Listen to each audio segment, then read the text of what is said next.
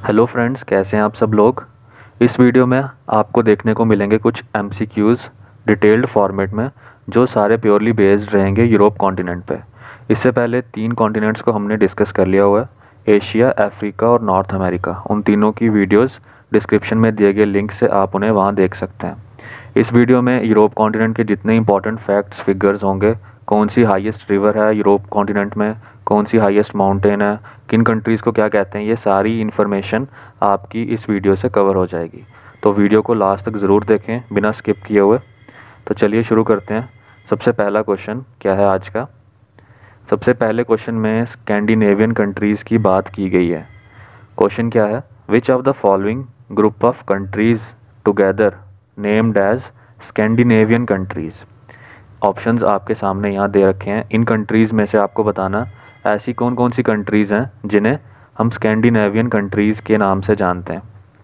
Scandinavian countries के बारे में याद रखना है कि ये टोटल 3 कंट्रीज़ हैं जिन्हें स्कैंडिनेवियन कंट्रीज़ की कैटेगरी में शामिल किया गया, जिन्हें हम कंबाइनली स्कैंडिनेवियन कंट्रीज़ कहते हैं। और उन कंट्रीज़ के नाम क्या क्या हैं, नॉर्वे, स्वीडन और डेनमार्क। ये 3 कंट्रीज़ को जब हम बात करें तो इन्हें स्कैंडिनेवियन कंट्रीज़ बोला जाता है। अब मैप के थ्रू समझते हैं ये तीनों कंट्रीज़ कहाँ कहाँ पे हैं और इनकी कैपिटल क्या क्या है। ये रही आपकी 3 स्कैंडिनेवियन कंट्रीज़, यहाँ पे नॉर्वे, स्वीडन और डेनमार्क। इन तीनों कंट्रीज़ को हम बोलते हैं स्कैंडिनेवियन कंट्रीज़। अब देखते हैं कि इन कंट्रीज़ की कैपिटल क्या क्या है। स्वीडन की बात की जाए, स्वीडन की कैपिटल का नाम है स्टॉकहोल्म। डेनमार्क की कैपिटल है कोपेनहेगन और नॉर्वे की कैपिटल है ऑस्लो। ठीक है, ये तीनों कंट्रीज़ की कैपिटल भी आपको यहाँ से पता चल गई और साथ ही साथ ये भी पता चल गया कि इन कंट्रीज़ को क्या बोलते हैं। नॉर्वे के बारे में एक और चीज़ याद रखनी है, इसको लैंड ऑफ मिडनाइट सन, ये भी इसे बोला जाता है, लैंड ऑफ मिडनाइट सन। ठीक है, ये नॉर्वे के लिए ये चीज़ और इसकी कैपिटल है ऑस्लो। ठीक है, यहाँ से हमें स्कैंडिनेवियन कंट्रीज़ का पता चल गया। अब बात करते हैं question number 2। Which of the following country of Europe is named as land of lakes. Land of lakes के नाम से यूरोप कॉन्टिनेंट की किस कंट्री को जाना जाता है। तो लैंड ऑफ लेक्स के नाम से फिनलैंड कंट्री को जाना जाता है। इसे क्यों कहा जाता है लैंड ऑफ लेक्स, क्योंकि इस कंट्री के टोटल एरिया का 10% हिस्सा लेक से कवर्ड है, इसलिए इसे लैंड ऑफ लेक्स बोलते हैं।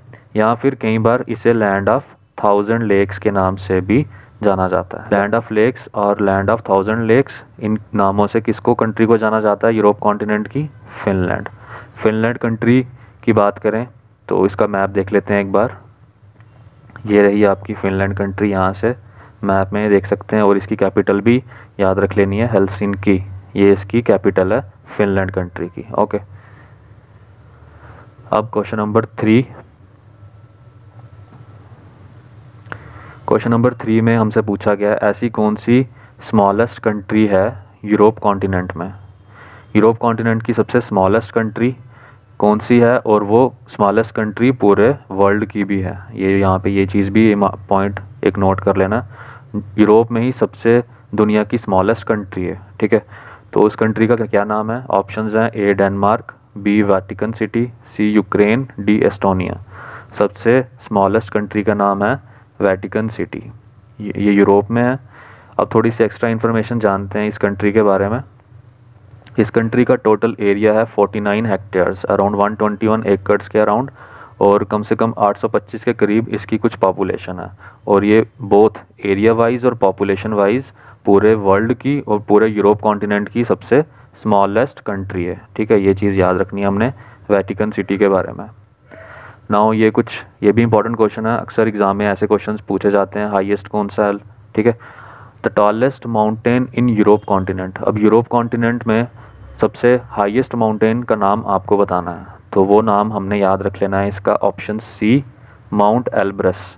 Mount Elbrus is the tallest mountain in Europe continent. और ये कहाँ पे है, तो ये हमारा रशिया में है।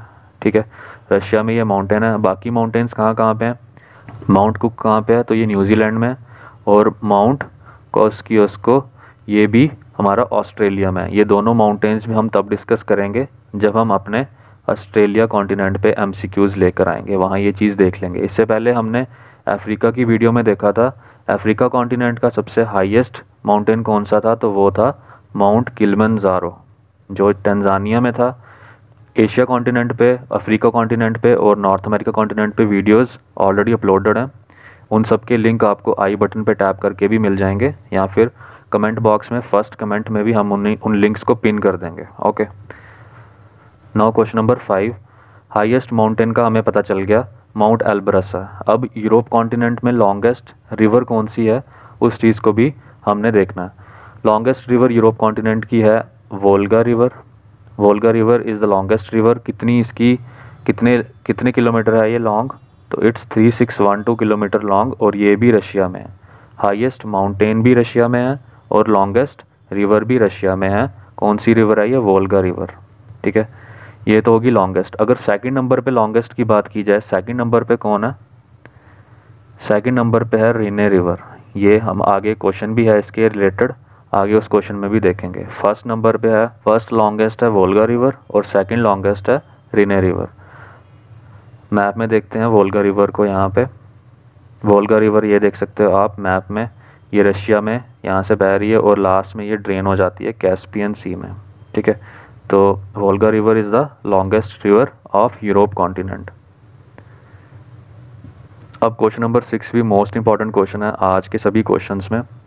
क्वेश्चन क्या है, which among the following countries togetherly called as Great Britain.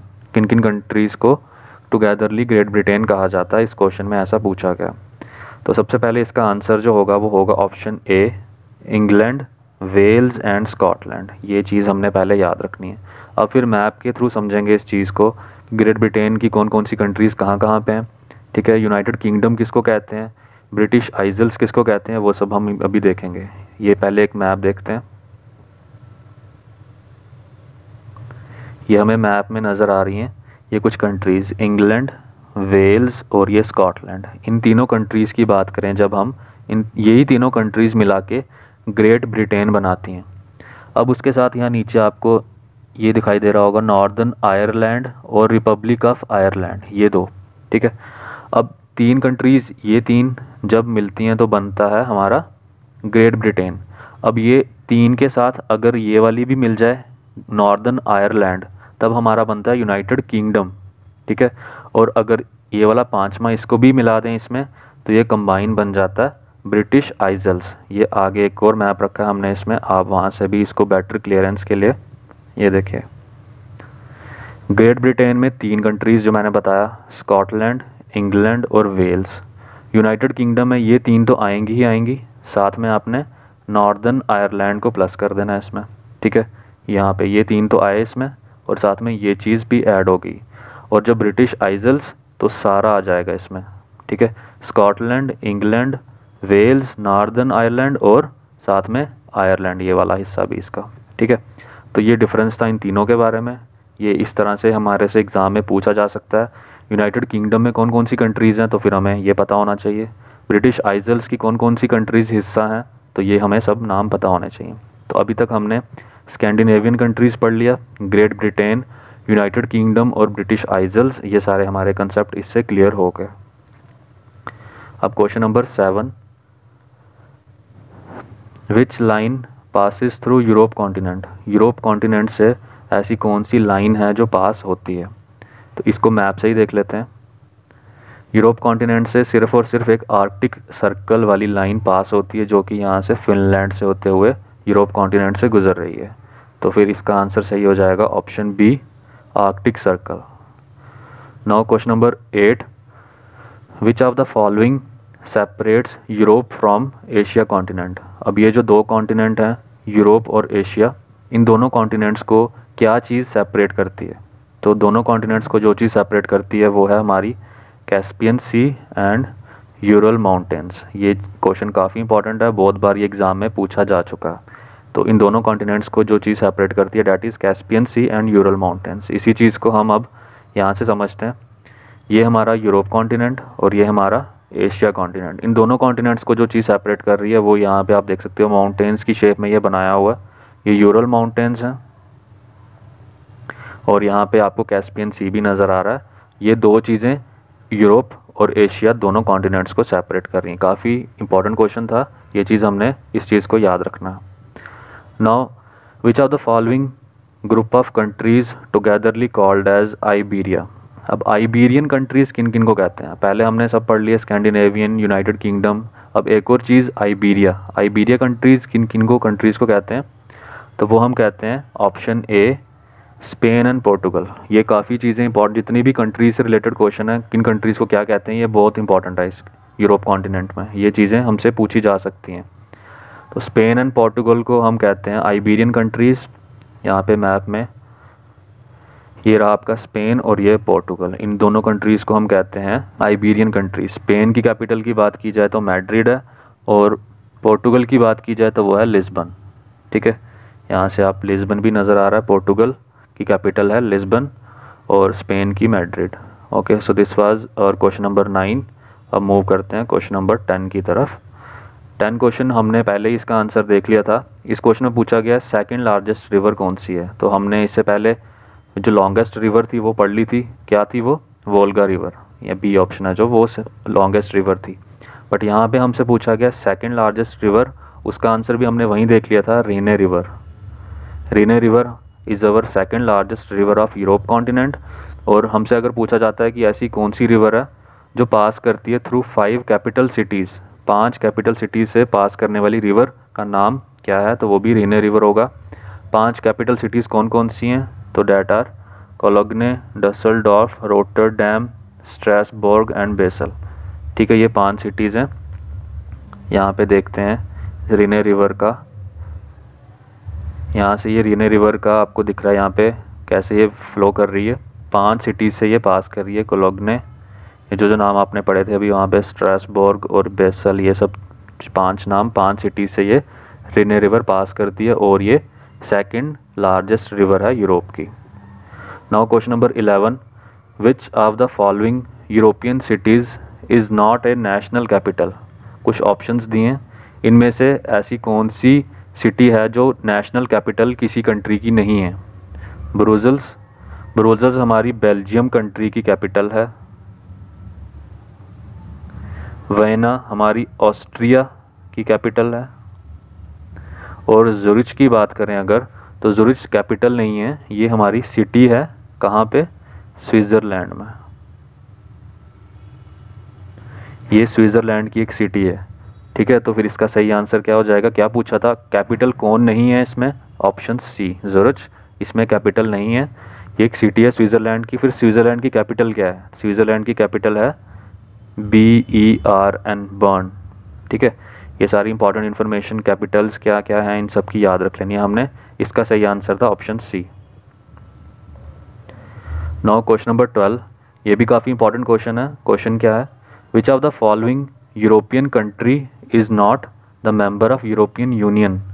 In options में से ऐसी कौन सी यूरोपियन कंट्री है जो यूरोपियन यूनियन का हिस्सा नहीं है? अब यूरोपियन यूनियन जानते हैं सबसे पहले क्या चीज़ है। यूरोपियन यूनियन में कुछ यूरोप की कंट्रीज़ हैं जो पूरा एक मिलके एक यूरोपियन यूनियन बनाती हैं। टोटल इसमें 27 यूरोपियन कंट्रीज़ होती हैं। मैप में ये सारी कंट्रीज़ जितनी भी आपको दिखाई दे रही हैं, ये सभी यूरोपियन यूनियन का हिस्सा हैं। अब हमसे क्या पूछा गया? ऐसी कौन सी कंट्री है इसमें जो यूरोपियन यूनियन का हिस्सा नहीं है? स्लोवेनिया, स्लोवेनिया की बात की जाए तो ये स्लोवेनिया आपको यहाँ नज़र आ रहा होगा, स्लोवेनिया यहाँ पे है। ठीक है, ये भी है इसमें। डेनमार्क, डेनमार्क भी ये रहा, डेनमार्क भी है इसमें। पोर्टुगल भी है यहाँ पे। तीनों कंट्रीज़ यूरोपियन यूनियन का हिस्सा हैं। तो फिर कौन नहीं है इसमें यूरोपियन यूनियन का हिस्सा? तो नॉर्वे इसका सही आंसर हो जाएगा। Right answer was option number D. Question number 13, which of the following is not a landlocked country of Europe. इनमें से ऐसी कौन सी यूरोप की कंट्री है जो लैंडलॉक्ड नहीं है? लैंडलॉक्ड के बारे में हमें पता है, लैंडलॉक्ड कंट्री ऐसी कंट्री होती है जो अपने चारों तरफ से किसी न किसी कंट्री से घिरी हुई होती है। किसी न किसी कंट्री के लैंड से वो कंट्री घिरी हुई होती है। तो यूरोप की ऐसी कौन सी कंट्री है इन ऑप्शंस में से? तो यहाँ पे देखते हैं, स्पेन कंट्री ऐसी है यूरोप में जो लैंडलॉक्ड नहीं है। स्पेन कंट्री के नीचे आप यहाँ देख सकते हो मेडिटेरेनियन सी भी है और नॉर्थ अटलांटिक ओशन भी है। तो फिर इसका सही आंसर ऑप्शन डी रहेगा। Spain is not a landlocked country of Europe. Question number 14 भी काफ़ी इंपॉर्टेंट है। स्ट्रेट से जितने भी क्वेश्चन होते हैं कॉन्टिनेंट के, वो भी अक्सर एग्जाम्स में देखने को मिलते हैं। Which of the following strait connects Atlantic ocean to Mediterranean sea. Europe continent में ऐसी कौन सी स्ट्रेट है जो अटलांटिक ओशन और मेडिटेरेनियन सी को आपस में जोड़ता है। तो यहाँ पे देखो मैप में, ये हमारा यूरोप कॉन्टिनेंट है और ये नीचे हमारा अफ्रीका। अटलांटिक ओशन ये रहा और मेडिटेरेनियन सी ये। इन दोनों को जोड़ने वाले स्ट्रेट का नाम आपको यहाँ दिख रहा है, straight of Gibraltar. Straight of Gibraltar इसका सही आंसर होगा ऑप्शन सी। ठीक है, ये स्ट्रेट हमें पता चल गया। अब इसी के साथ अगर पूछा जाता है बॉस्फोरस स्ट्रेट, ये कहाँ पे है। बॉस्फोरस स्ट्रेट भी हमारा यूरोप कॉन्टिनेंट में ही है, इंग्लिश चैनल भी यूरोप कॉन्टिनेंट में, और गिब्राल्टर स्ट्रेट ये तीनों स्ट्रेट्स हमारे यूरोप कॉन्टिनेंट में ही हैं। गिब्राल्टर स्ट्रेट का पता चल गया हमें कि ये अटलांटिक ओशन और मेडिटेरेनियन सी इन दोनों को जोड़ता है। बॉस्फोरस स्ट्रेट के बारे में हम याद रख लेते हैं इसके लिए कि ये ब्लैक सी को किससे जोड़ता है, sea of MARA, sea of Marmara. ठीक है, Bosphorus strait connects Black Sea to Sea of Marmara, और ये भी यूरोप कॉन्टिनेंट में। इंग्लिश चैनल करता है connect North C to Atlantic Ocean. ठीक है, बॉस्फोरस स्ट्रेट भी पता चल गया, इंग्लिश चैनल भी पता चल गया। इंग्लिश चैनल कनेक्ट करता है north C to Atlantic ocean, और गिब्राल्टर स्ट्रेट के बारे में हमारा क्वेश्चन ही था, अटलांटिक ओशन को कनेक्ट करता है ये मेडिटेरेनियन सी के साथ। ठीक है, तो ये तीनों हमारे जो स्ट्रेट हैं ये यूरोप में हैं और तीनों इंपॉर्टेंट हैं। स्ट्रेट से क्वेश्चन पूछे जाते हैं, इसलिए यहाँ पे मैंने आपको बाकी स्ट्रेट्स के बारे में भी बता दिया। अब आज का लास्ट क्वेश्चन देख लेते हैं। लास्ट क्वेश्चन हमसे पूछा गया, which is the second largest country in Europe in terms of area के हिसाब से बात की जाए, यूरोप कॉन्टिनेंट की दूसरी सबसे बड़ी कंट्री कौन सी है। दूसरी सबसे बड़ी कंट्री की बात की जाए अगर, तो वो है यूक्रेन। दूसरी पता चल गई। अब सबसे पहली लार्जेस्ट कंट्री कौन सी है यूरोप की, तो वो है हमारी रशिया। फर्स्ट नंबर पे रशिया, सेकंड नंबर पे यूक्रेन है और थर्ड नंबर पे फ्रांस है। सीरियल वाइज मैंने आपको यहाँ पे बता दिया। Largest country of Europe continent is Russia, second largest is Ukraine and third largest is France in terms of area. ठीक है, यूक्रेन कंट्री की बात की गई थी यहाँ पे, तो आपको यहाँ पे इसका मैप भी नज़र आ रहा है। मैप के साथ साथ आपको यूक्रेन की कैपिटल भी यहाँ से पता चल जाएगी। कैपिटल है KYIV, केव। ठीक है, तो ये आपकी इसकी यूक्रेन की कैपिटल है। तो फ्रेंड्स, ये थे कुछ इंपॉर्टेंट 15 क्वेश्चंस जो हमारे यूरोप कॉन्टिनेंट से थे। आई होप इस वीडियो से आपके सारे यूरोप कॉन्टिनेंट को लेकर जितने कंसेप्ट थे वो क्लियर हो गए होंगे, कुछ फैक्ट्स आपको पता चले होंगे इससे। अगर ये वीडियो आपको इन्फॉर्मेटिव लगती है तो अपने फ्रेंड्स के साथ ज़रूर शेयर करें जो भी JK SSB एग्ज़ाम्स के लिए प्रिपेयर कर रहे हैं, और चैनल JK Info Bytes को सब्सक्राइब कर लें। वर्ल्ड ज्योग्राफी की एक अलग से प्लेलिस्ट आपको हमारे चैनल पे मिल जाएगी, आप वहाँ से उसे विज़िट करके सारे इंपॉर्टेंट MCQs देख सकते हैं। Thank you friends, thank you so much.